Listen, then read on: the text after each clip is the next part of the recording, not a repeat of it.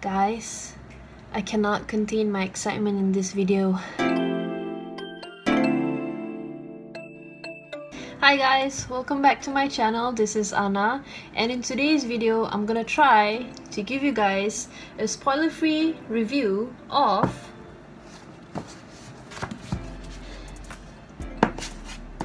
the Six of Crows duology.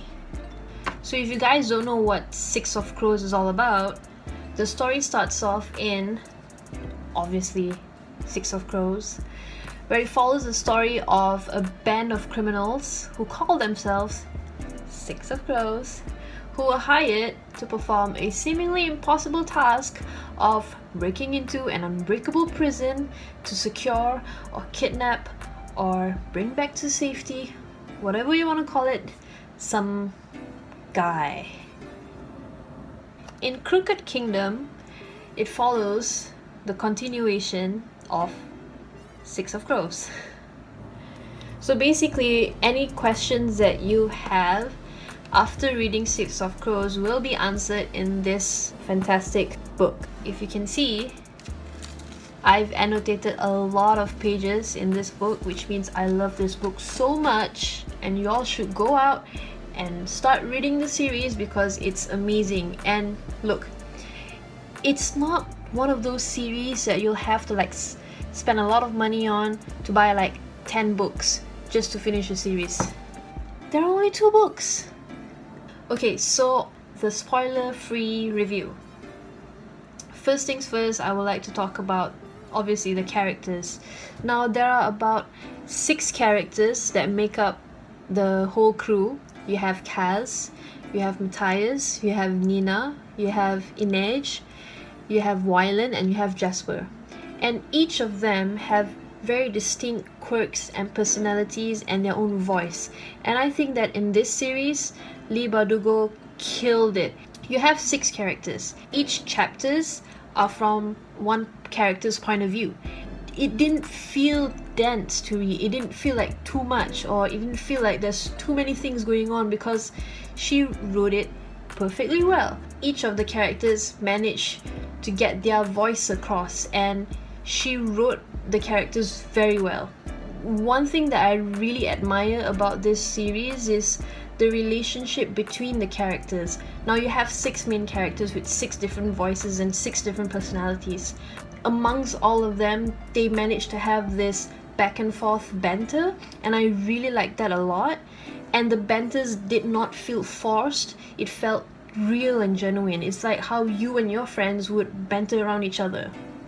It's so real and so genuine that I love it so much. That's why I annotated a lot of pages from this book, because of that reason.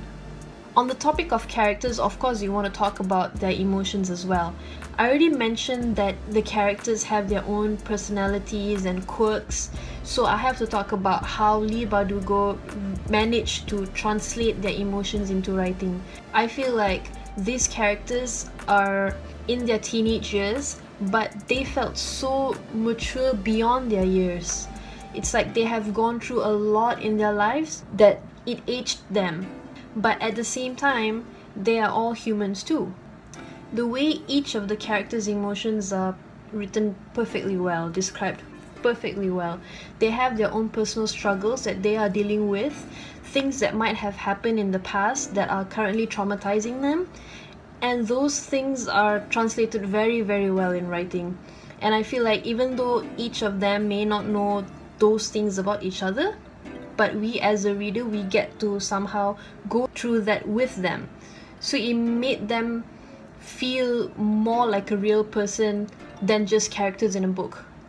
And I feel like these personal struggles that they are dealing with or trying to overcome gave these characters more depth. Now on to the writing style of this series. Of course, I love it so much. Like I said earlier, there are 6 characters, and each chapter is written from each character's point of view. So the transition was very smooth. It didn't feel jumpy or awkward. It felt seamless. When I was reading the series, I did not feel lost. Yes, there are so many things happening, but like I said, the transition was very well.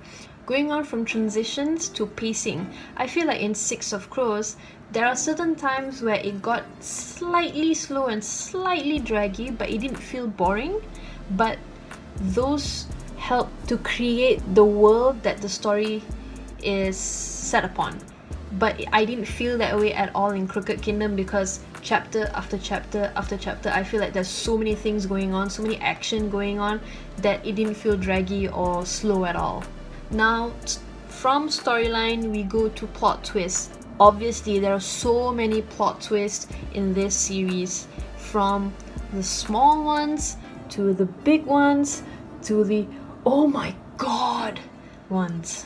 Of course, the big plot twists were really unexpected, but the ones that I was really impressed about was the smaller plot twists. These are the plot twists that you didn't expect it, but it was revealed in a passing way, in a very subtle way, that you had to read that particular line twice or maybe 3 times, and then you'll be like, no way!